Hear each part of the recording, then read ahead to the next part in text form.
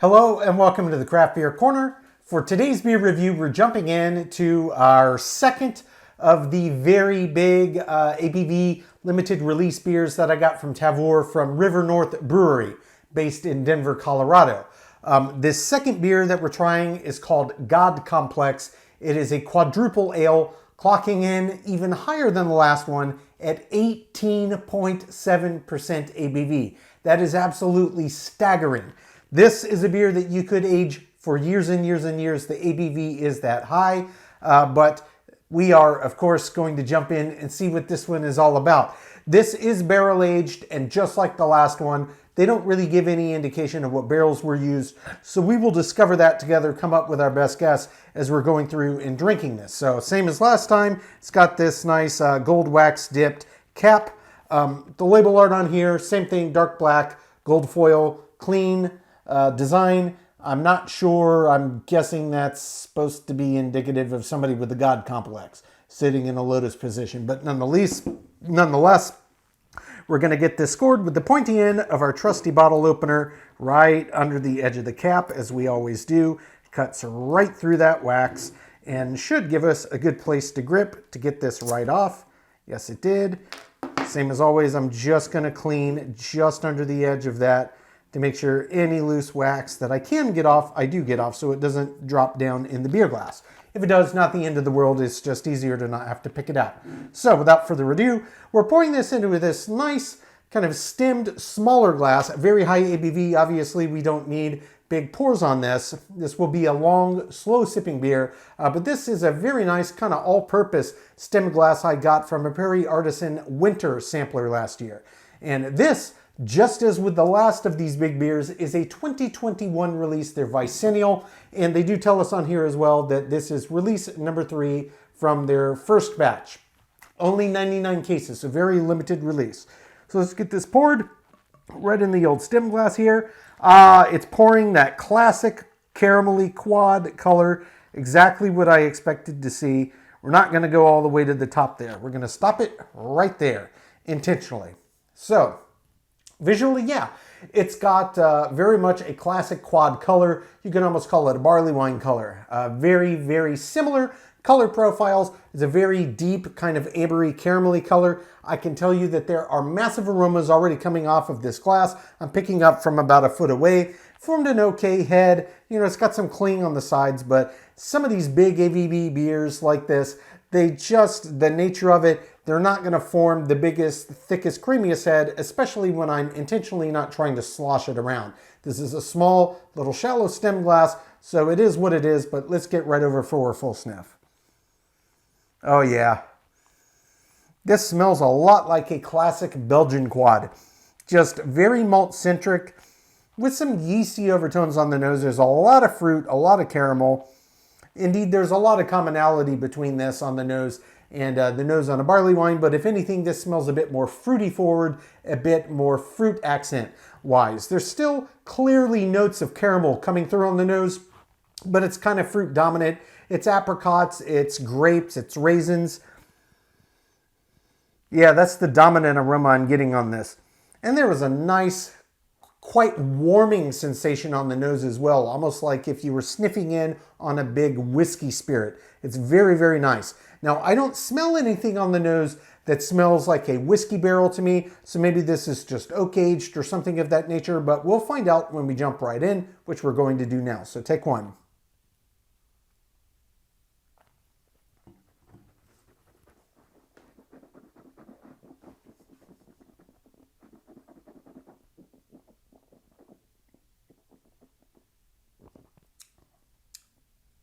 Oh, huge beer. Huge beer. Okay. There is a lot happening here. It's massive. It's pungent. It's up front. It's in your face. It's warming. Just tons and tons and tons of layering on this beer.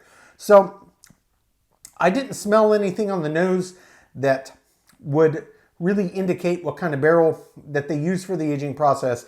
If I had to guess on this, it tastes to me like maybe just a standard American whiskey, not a bourbon, but there's elements of it that remind me of a high-end rum, something like Coyopa. an expensive rum, which actually does share a lot of traits in common with a really good whiskey or scotch. So there's these underlying kind of molasses flavors that are popping out of this big warming sensation, and a distinctly taste of spirit, and you do get some of that woody character from the barrel, and tons of fruit, tons of caramelly currants coming in and out. So yeah, it's extremely complex on the flavor profile. But before we jump into that layering, let's backtrack here. Let's go to the body and the mouthfeel. This is an 18.7% ABV beer. You would expect it to absolutely be massive, blow your socks off with its weight and its thickness. This beer doesn't really do that, surprisingly. I'm not saying it's a negative or a positive, though I would say for the beer style in this ABV range, it is definitely a deviation from the norm. We'll leave it at that. The body really on this just feels like around a medium heavy, just kind of middle of the road medium heavy for what it's worth. At nearly 19% ABV, I would expect it to have a lot more heft to it. In terms of the mouthfeel is giving me a little bit more to work with here than the weight of the body. It clearly has some resistance, though just as with the body, it's not anywhere near as resistant as I would expect it to be for a beer in this ABV range. Typically a quad isn't going to be super resistant or super duper heavy, but they have a little weight behind them. They are higher ABV beers, but this is like next level higher ABV even for a quad. I really would expect, since it's pushing on double kind of the norm, that it would be almost double the presence. And I'm not saying it lacks presence. That's not true. It's just not as weighty and heavy and oppressive or as thick and resistant as I expected for the ABV range. But that being said, it's still a nice beer. It does have nice presence. It just feels like it's punching, in a weight class of a normal quad. And that's not a criticism. That's just my experience. But nonetheless, we're going to jump back in for our second sip. There was a ton of information to process in this flavor profile. I want to make sure I nail everything, get it exactly right, kind of walk you through where it is from the beginning to the end of it. We will, of course, talk about the balance and the finish as well. But a fantastic beer. Take two.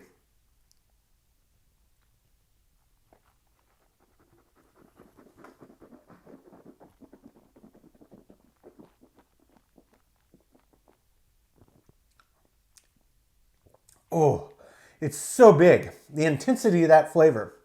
What I'm hit with up front is this kind of whiskey rum-like barrel flavor that has this almost acidic sharpness to it. There's a lot of woody undercurrents, and you're hit really big with kind of a combination of apricot and grape and raisin and plum. That's kind of these four fruits. So it's got very fruity accents that pop immediately in your face, but it's very dessert-like. It's very cobbler-like. It's almost like a dessert-style kind of flavor profile here. And the caramel that I'm getting is kind of a little bit more of a deeper caramelization. Like if you took just a standard, say, Kraft in the little squares that you can use for cooking or eating if you wanted to, and you threw them in a saucepan over medium-low, and you stirred them until they melted, and you kept stirring and kept stirring and kept stirring until it, didn't burn or stick in the pan, but it darkened slowly over time before you get to kind of a molasses color. It's kind of that level of flavor on this caramel profile that's coming through. It's very deeply cooked is the best way I could say the caramel flavor comes through. So maybe they just use some really heavy-handed roasting on the caramel malts, but it's very nice and it works beautifully in this beer. I think without that, it would maybe be a little too pungent on the fruity side. And not that I dislike that, and it's very classic in a quad, but with a beer of this ABV range, having that underlying richness to that caramel flavor coming out of the malt bill is a really welcome note.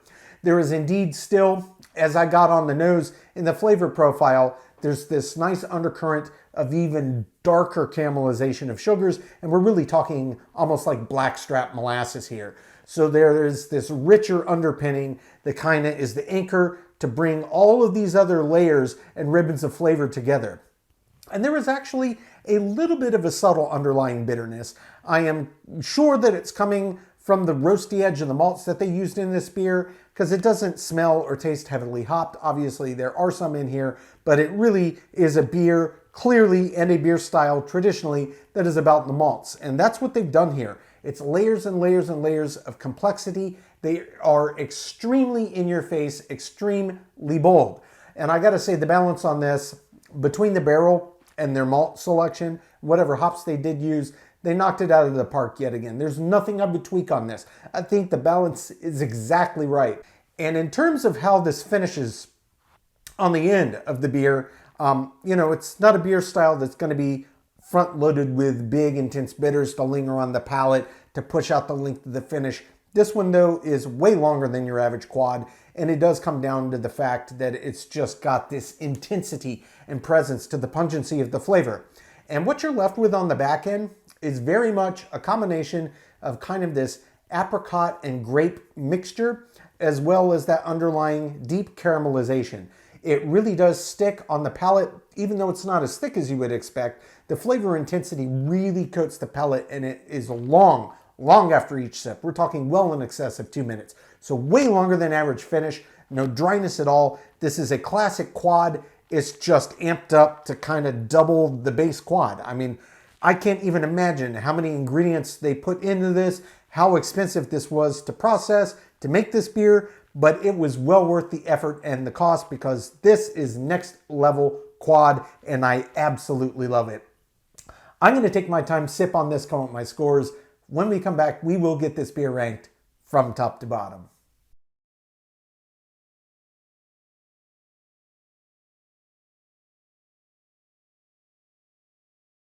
All right, now that we've gotten to enjoy this beer, we're going to get it ranked.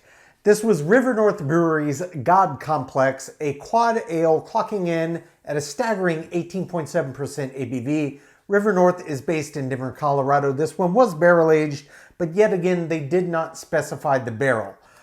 So this beer really did a great job across the board. 3 categories, it did not get a perfect score, so I'm just going to jump straight to those 3 categories in question. The first of those was the body.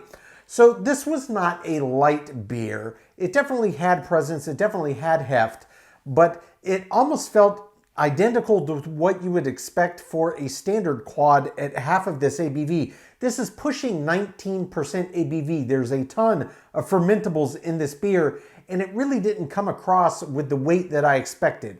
Overall, I said it was high end of average because it really just mimicked what a standard quad would be. And for this ABV range, it really should have had more presence. I give it a 6 out of 10.